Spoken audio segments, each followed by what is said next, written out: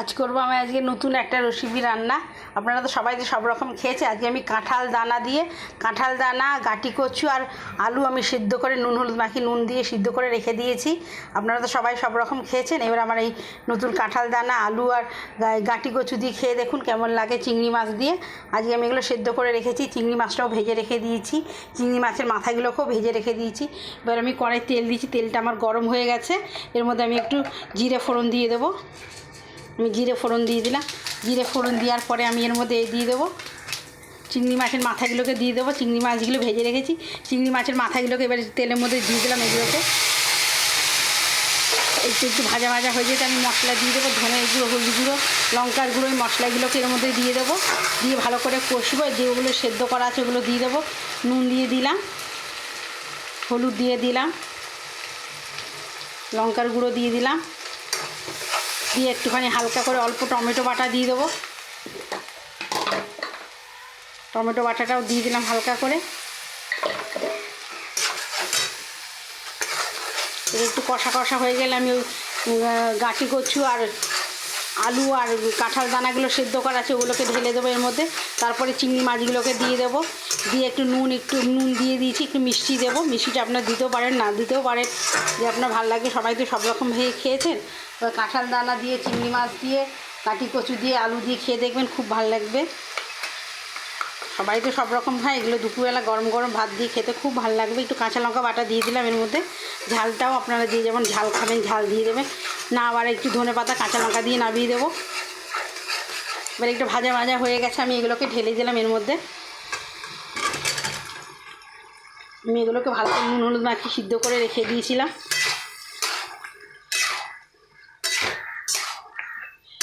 সবাই তো সব রকমভাবে খেয়েছেন। এবার কাঁঠাল দানা দিয়ে খেয়ে দেখবেন, চিংড়ি মাছ দিয়ে, গাঁটি কচু দিয়ে, আলু দিয়ে। আপনারা আলু দিতেও পারেন, নাও দিতে পারেন। শুধু কাঁঠাল দানা, গাঁটি কচু দিয়ে করে দেখবেন, খুব ভালো লাগবে খেতে।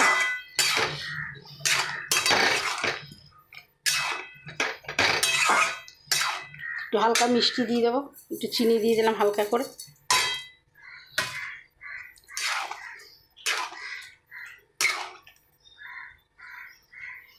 কষা কষা আমি এর মধ্যে চিংড়ি মাছগুলোকেও ঢেলে দেবো এর মধ্যে। চিংড়ি মাছগুলোকে দিয়ে দিলাম।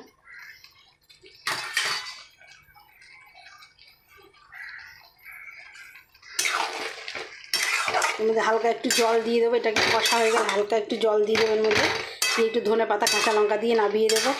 গরম গরম ভাত দিয়ে খেয়ে দেখবেন, খুব ভালো লাগবে।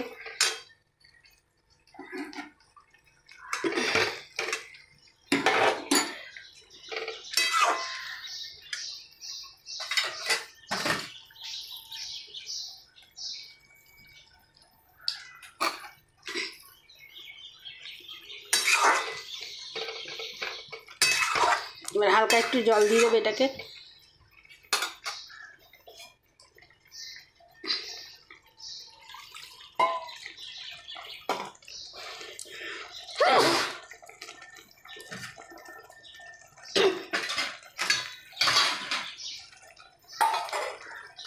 এটাকে ফুটে গেলে একটু ধনে পাতা, কাঁচা লঙ্কা দিয়ে নামিয়ে দেবো।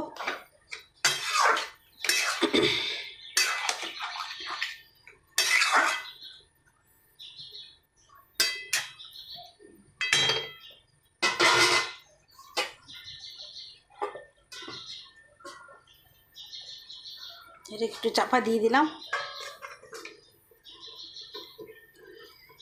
টকবক করে ফুটে যাবে। এটাকে একটু ধনে পাতা, কাঁচা লঙ্কা দিয়ে নামিয়ে দেবো। খেতে খুব ভালো লাগবে কাঁঠাল দানা, চিংড়ি মাছ দিয়ে। অনেকে তো অনেকভাবে খায়, এগুলো খেয়ে দেখবেন করে, সবাই খুব ভালো লাগবে। লোকে তো অনেক রকমভাবে, অনেক এটা করে ওটা করে, অনেকে অনেক কিছু তো করে। এবারে কাঁঠাল দানা দিয়ে, চিংড়ি মাছ দিয়ে খেয়ে দেখবে, খুব ভালো লাগবে। এটা আমার টকবক করে ফুটে গেছে। এবার আমি এটাকে নামিয়ে দিয়ে দেবো। ধনে পাতা, কাঁচা লঙ্কাটাকে দিয়ে দেবো। করে ফুটে গেছে,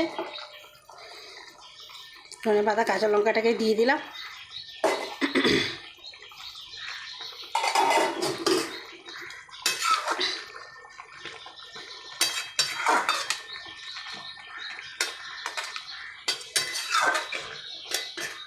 আমার হয়ে গেছে কাঁঠাল দানা, চিংড়ি মাছ, আলু আর গাঁটি কচু দিয়ে আমার কাঁঠাল দানা, চিংড়ি মাছের তরকারিটা।